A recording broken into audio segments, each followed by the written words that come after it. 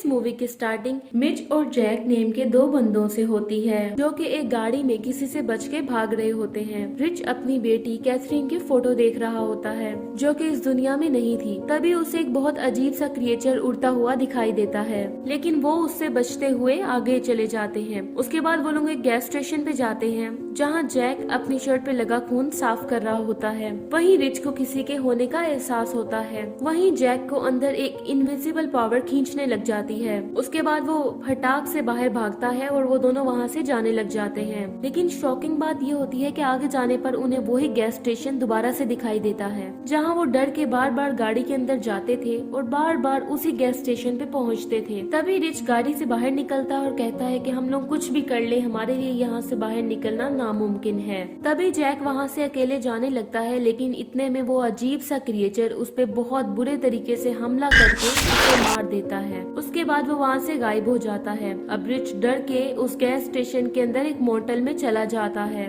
जहाँ वो अपनी बेटी कैथरीन को देखता है जो कि उससे हेल्प मांग रही थी और अचानक से वो वहाँ से गायब हो जाती है। जहाँ मिच उसके पीछे जाता है, लेकिन वो बार बार घूम के उसी रूम में वापस आ जाता है जैसा कि वो वहाँ पे फंस गया हो। तभी वहाँ पे तीन लड़कियाँ सैडी, निक और ईवा जो कि आपस में दोस्तें होती हैं उसको वो नजर आती हैं। हैरानी की बात ये थी कि मिच भी उसी रूम में फंसा हुआ था। वो एक्चुअली उस दुनिया में फंसा था जहाँ पे लोगों को उनके बुरे कामों की सजा मिलती थी। ये जगह एक ऐसी जगह थी जहाँ पे वो लोग रहते हैं जिन्होंने अगर कोई बुरा अमल अपनी जिंदगी में किया है, उन लोगों को उसकी सजा यहाँ मिलती है और उस सजा काट के वो लोग वहाँ से जा सकते हैं। लेकिन उन तीन लड़कियों को मिच के बारे में कुछ भी मालूम नहीं था। अब वो तीनों लड़कियाँ अपनी गाड़ी में बैठ के वहाँ से हाईवे के थ्रू निकल जाती हैं, लेकिन वहाँ उनका टायर पंचर हो जाता है और साथ में उनके मोबाइल के सिग्नल्स भी ऑफ हो जाते हैं। तभी एक कपल वहाँ से गुजर रहा होता है जो कि उनकी हेल्प करते हैं और उनको बताते हैं कि उनके नेबर्स में कुछ लड़के रहते हैं जो कि उनकी गाड़ी के टायर को ठीक कर देंगे और इसके लिए उन तीनों को इसके साथ जाना होगा। अब वो तीनों लड़कियाँ इन लोगों के साथ चल पड़ती हैं। अब घर पहुँचने के बाद वो कपल उन तीनों लड़कियों को एक रूम देते हैं। उस कपल का नाम मिस्टर एंड मिसेस जॉनसन है। अब रात में वो उन तीन लड़कियों के साथ अपने नेबर्स और उनके दो ट्विंस बेटों के साथ डिनर कर रहे होते हैं, जहाँ ये कपल उन लोगों को सड़े हुए भेड़िए का मीट देते हैं जो कि काफी अजीब था। यहाँ किम और ईवा तो उसे खा लेती है, लेकिन सैडी उसे नहीं खाती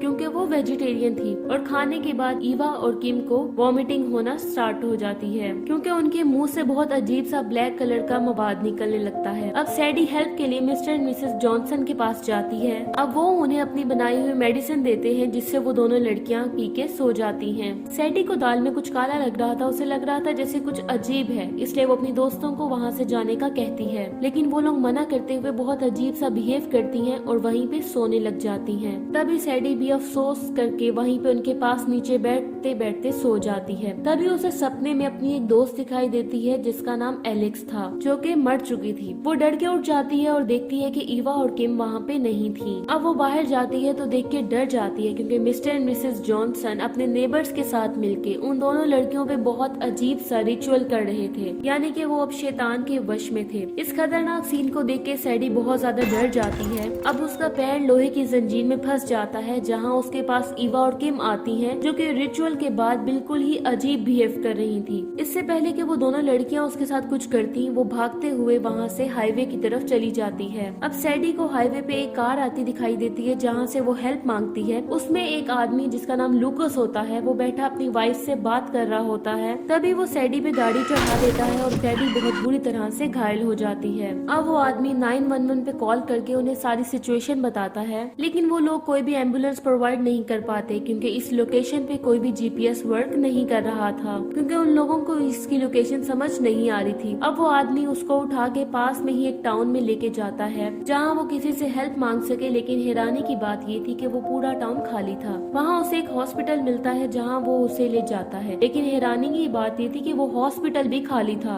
अब वो इमरजेंसी सर्विसेज में कॉल करता है जो कि उसको बताते हैं कि इसे ऑपरेशन थिएटर में लेके जाओ। अब वो सैडी को ऑपरेशन थिएटर में लेके जाता है। अब वो उसे लेटा देता है स्ट्रेचर पे और वहाँ गलती से उसका पैर उससे टूट जाता है और इस तरह वो पूरी तरह से घायल हो चुकी थी। अब वहाँ टाइम कॉल पे उसे एक आदमी जो कि खुद को डॉक्टर बताता था लूकस को इंस्ट्रक्शंस देना स्टार्ट कर देता है। वो एग्जैक्ट वैसा ही ही करता है, लेकिन इसके बावजूद वो सैडी को नहीं बचा पाता और सैडी वहीं पे दम तोड़ देती है। अब कॉल में एक अजीब सी आवाजें आने लग जाती हैं। वो अपना फोन फेंक कर वहाँ से भागने लगता है, लेकिन दरवाजा लॉक हो चुका था। अब लूकस वहीं पे थक हार के बैठ जाता है। अब कुछ देर के बाद उसके फोन पे एक कॉल आती है, जहाँ वो उन्हें कहता है कि उसने हाईवे पे किसी को भी एक्सपेक्ट नहीं किया था, क्योंकि पूरा हाईवे सुनसान था और रात भी काफी ज्यादा हो चुकी थी और उसने सैडी को बचाने की बहुत कोशिश की। गाइस, वो जिन लोगों को ये सब कुछ बता रहा था वो वही इमरजेंसी सर्विसेज वाले लोग थे। अब हॉस्पिटल का गेट खुल जाता है और वो दरवाजा खोलने पे देखता है कि उसी की कार जैसी एक सेम कार पीछे आ रही थी। तो ये इसलिए हुआ था क्योंकि लूकस से जब हाईवे पे सैडी का एक्सीडेंट हुआ था तो वो भी उसी टाइम पुर्गाटोरी में एंटर कर गया था, लेकिन स्टिल उसने सैडी को बचाने की पूरी कोशिश की थी, इसलिए उसको अपनी कार वापस मिल गई थी, जैसे कि उसकी कार एक्सीडेंट से पहले थी, बिल्कुल ठीक हालत में। अब वो बहुत मुश्किल से वहाँ से बच के निकल जाता है। अब दूसरी तरफ वो इमरजेंसी सर्विसेज वाले जो कि लूकस से बात कर रहे थे, वो पुर्गाटोरी में काम करते थे, जो कि उन लोगों को सजा दिलाने में क्रिएचर्स की मदद करते हैं। अब सीन यहाँ से शिफ्ट होता है और जैम नाम की एक लड़की दिखाई जाती है, जो कि अपने मॉम डैड के साथ एक मोटेल में अपना वीकेंड एंजॉय करने के लिए आती है। तभी दरवाजे पे दस्तक होती है और एक मास्क वाला आदमी दिखाई देता है और दूसरे रूम के दूसरे दरवाजे पे भी दोबारा से दस्तक होती है और एक और मास्क वाला आदमी दिखाई देता है। ये लोग डर के छुप जाते हैं और मास्क पहने 3 लोग अंदर आते हैं और वो लोग जैम के पेरेंट्स को पकड़ लेते हैं। उसे कुछ भी समझ नहीं आ रहा था कि ये सब क्यों हो रहा है। अब वो मास्क मैन डैनियल यानी कि जैम के फादर की आंखों में देखता है और उनको पता चल जाता है कि वो क्या कह रहा है। अब वो उससे अपने गुनाहों की माफी मांगने लगता है और उसकी वाइफ कैट पूछती है कि तुम माफी क्यों मांग रहे हो, क्योंकि उसे इस बारे में नहीं पता था।